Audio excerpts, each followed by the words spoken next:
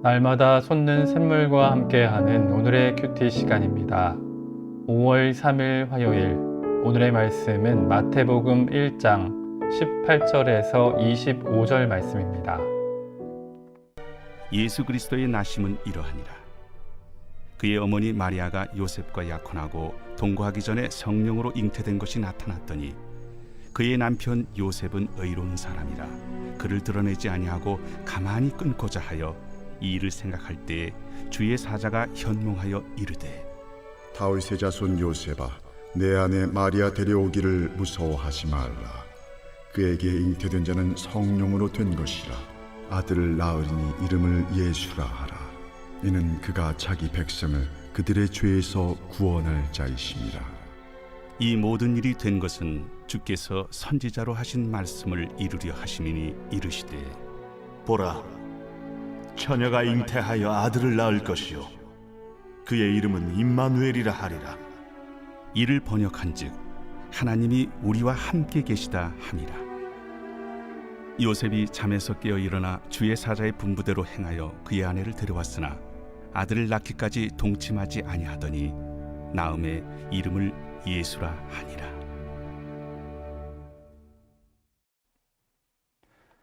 새로운 아침입니다. 임마누엘, 하나님은 우리와 함께 계십니다. 우리와 함께 계시는 예수님을 통해 거룩하신 하나님께 예배하는 자리에 나오신 성도님들을 환영합니다. 5월 첫 주일 다음 세대 연합 예배를 시작으로 어제부터 우리는 날마다 솟는 샘물에서 마태복음을 살펴보고 있습니다.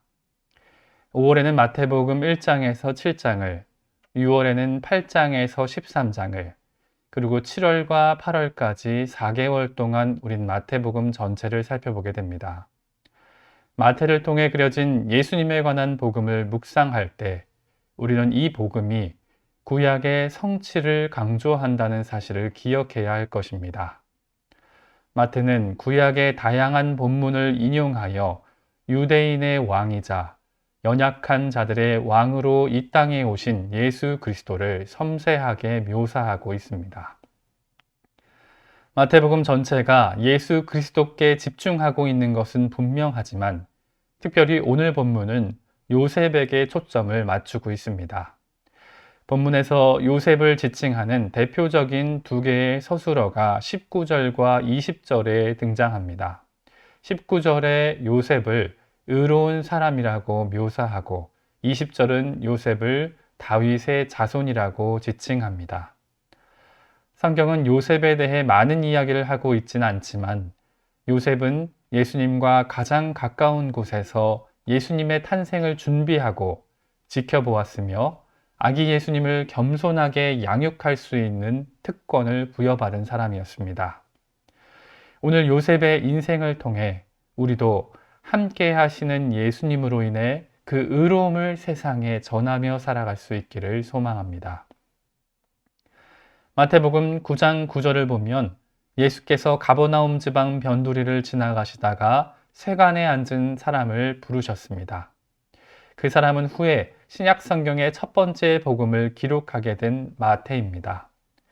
마태는 그의 복음서를 시작하면서 예수님의 족보를 아브라함부터 다윗까지 14대로, 그리고 다윗부터 바벨론 포로기까지 14대, 그리고 포로기 이후 그리스도까지 14대로 구분하여 설명했습니다.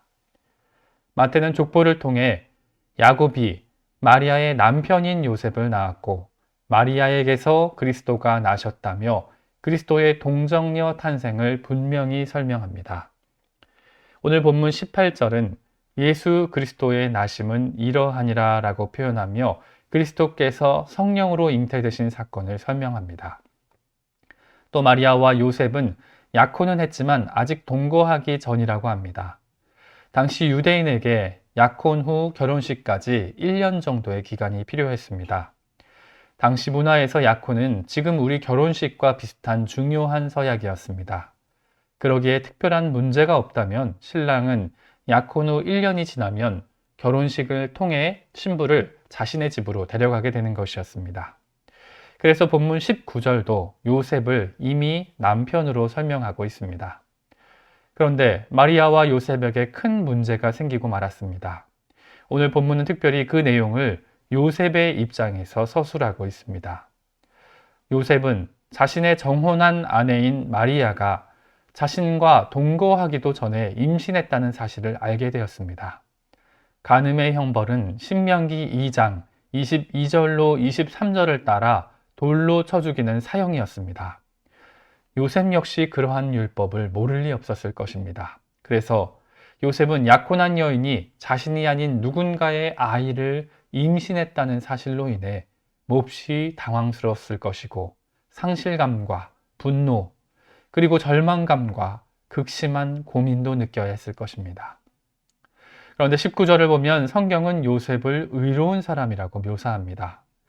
요셉은 어떤 것이 하나님께 영광이 되고 가족과 이웃에게도 유익이 될지 깊이 고민했을 것입니다. 그리고 요셉은 그를 드러내지 않고 가만히 끊기로 했습니다. 원문 그대로 번역하면 다른 사람에게 공개적으로 드러내지 않도록 비밀스럽게 그녀와 이혼하려 했다는 것입니다. 요셉은 율법의 형식보다 내면의 자비와 사랑과 긍휼의 원리를 실천하려 한 것입니다. 요셉이 이 일을 생각하는 그때 주의 사자가 꿈 가운데 요셉에게 나타나셨습니다. 그리고 요셉에게 마리아를 데려올 것을 무서워하지 말라고 말씀하십니다. 그 이유는 마리아가 성령으로 잉태된 것이며 영광스러운 주의 일에 쓰임받고 있기 때문이었습니다. 그리고 주의 사자는 의로운 사람이자 다윗의 자손인 요셉에게 성경 가운데 이사야에 기록된 임마누엘의 약속을 떠올리게 하셨습니다. 보라, 처녀가 잉태하여 아들을 낳을 것이요 그의 이름을 임마누엘이라 하리라. 아멘. 마리아가 성령으로 잉태된 것은 하나님의 약속을 성취한 것이었습니다. 구원자 되신 그리스도께서 육신의 모양으로 이 땅에 오시기 위해 그분은 처녀의 몸인 마리아의 자궁 가운데 생명으로 나타나셨고 인간의 본원적 죄성으로부터 분리되신 상태로 이 땅에 오셔야 했던 것입니다. 다만 요셉에겐 그 처녀가 자신의 약혼한 마리아란 사실이 너무 놀랍고 충격적이며 또 감격스럽고 말로 표현할 수 없는 큰 사건이었을 것입니다. 그때 주의 천사는 아이의 이름을 직접 명명하심으로 그 아이의 친아버지가 하나님이란 사실을 전하셨고 요셉에게는 이 땅에서의 양아버지의 권한만 부여되었다는 사실을 깨닫게 하셨습니다. 그러자 요셉은 주의 사자를 통해 선포된 말씀을 듣고 이제는 주저하거나 망설이지 않았습니다. 24절을 보면 요셉의 즉각적인 행동이 세 가지 서술어로 묘사됩니다. 첫째, 요셉은 잠에서 깨어 일어났습니다. 그리고 둘째, 그는 주의 사자의 명령대로 행했습니다. 셋째, 그는 자신의 아내를 데려왔습니다. 주변에서 어떤 말을 하건 사람들이 어떤 손가락질을 하건 그것은 이제 더는 요셉에게 문제가 아니었습니다. 요셉은 주의 천사를 보았고 주의 말씀을 분명히 들었으며 그 말씀을 믿음으로 수납했기 때문입니다. 그리고 25절을 보면 요셉은 끝까지 주의 천사를 통해 들었던 말씀에 순종하는 모습이 기록됩니다. 그는 아들을 낳기까지 사랑하는 아내를 잘 보살펴 주었고 출산 후에는 자신이 들었던 하나님의 말씀을 따라 그 아이의 이름을 부르고 양육했습니다. 그 이름 예수, 곧 자기 백성을 그들의 죄에서 구원할 자로 말입니다. 오늘 말씀을 마무리합니다. 오늘 우리는 마태복음 1장 하반부 말씀을 통하여 예수 그리스도께서 이 땅에 오시는 과정을 요셉의 시선을 통해 살펴보았습니다. 성경은 요셉의 마음과 감정을 세부적으로 묘사하진 않지만 우리는 요셉에 대한 호칭과 그의 행동을 통해 그의 성품과 인격을 짐작할 수 있습니다.